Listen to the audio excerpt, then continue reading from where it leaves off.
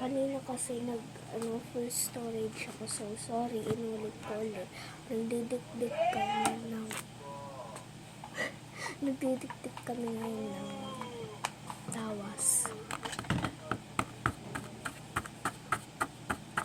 Kasi guys, ang tigas na talaga niya. Kanina ganun pa siya kabuo. Alam niyo yung kanan.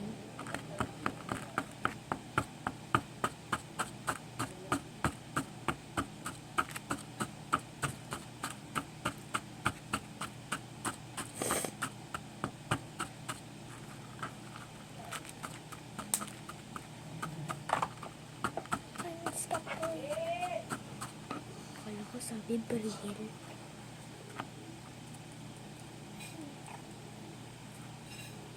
Nagtatry ako na ito. Baliktad.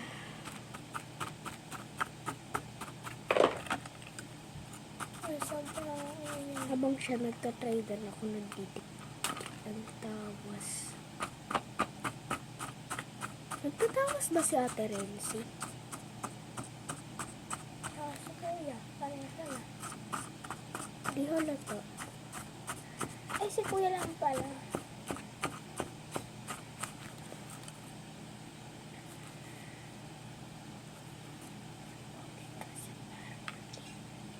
So, ganyan yung si makita.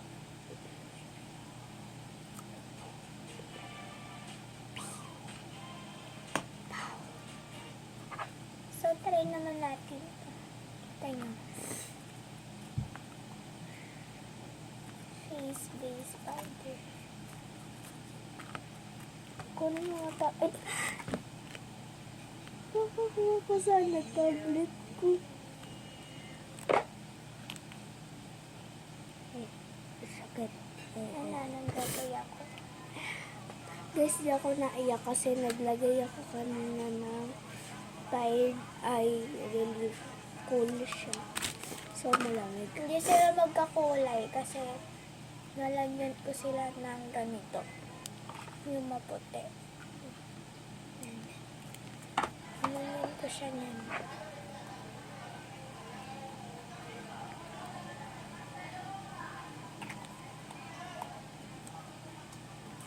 Kasi parang pati.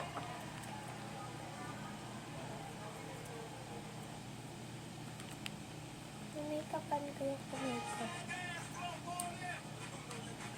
Ayan yung mga buo. Kasi ito guys. Ay! Durog. Ito guys. Ganyan. Dislapan ko. Diba? May buo-buo pa. So, kinukuha ko yung may buo. Yung isa maputi. Yung isa dark. Ay, yung isa. Kagay mo. Yung isa maputi. Tapos yung isa maka-brown.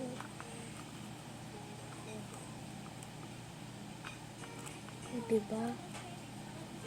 May ganito pa kalaki. Chopstick ko lang yan. Bakalaka.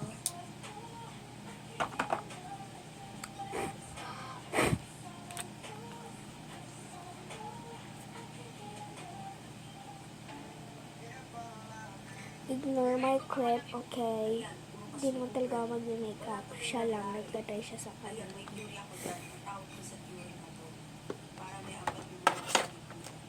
Make-upan kamay ko.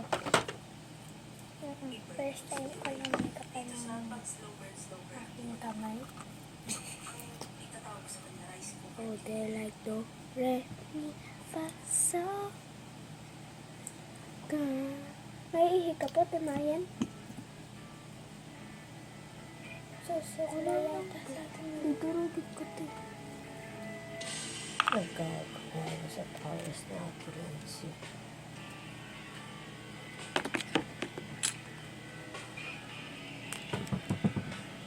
Nakita ko kasi na ba magsarado?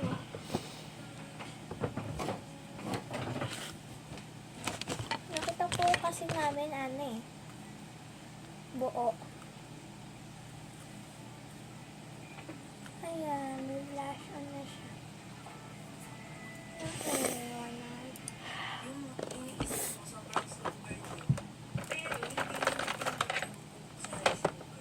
Kaya ang nangyari, walang nangyari. So, hindi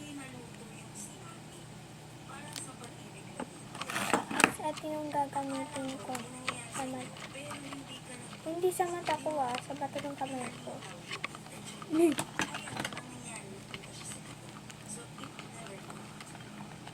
Kasi parang nagis ko po ay.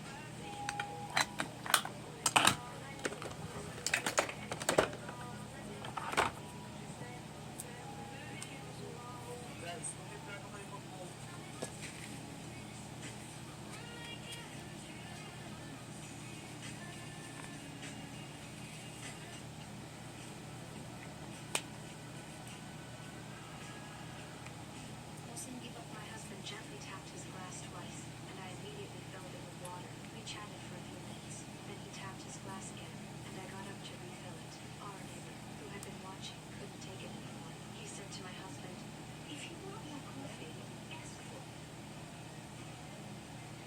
Just add another cup. Come on. That's how you treat me. Naturally." Defended him, proudly saying he was a good husband, able to Hoy, natanggal. Lasang tawas. Oo, sa'yo. Asan mo sa chopstick?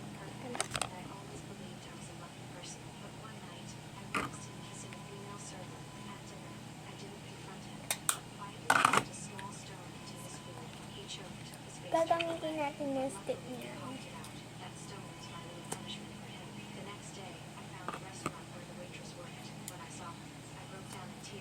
She looked confused, but quickly comforted me. We became friends, and soon I became a regular in the restaurant. During the casual conversation, I learned the truth from her. My husband had grown tired of my outdated clothes, the same hairstyle every day. I wanted something new and exciting. Now, Diba, first time ko. I looked at myself in the mirror and made a vow.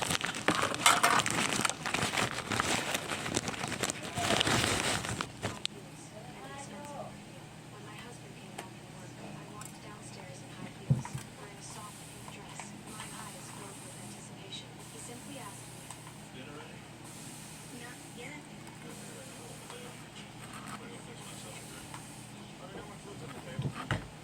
At dinner, I proudly showed off my freshly done nails and new hairstyle, but he barely reacted, only focused on reading the newspaper. I angrily turned and walked upstairs, but when I returned to the table, his eyes suddenly widened. My husband gently tapped his glass twice, and I immediately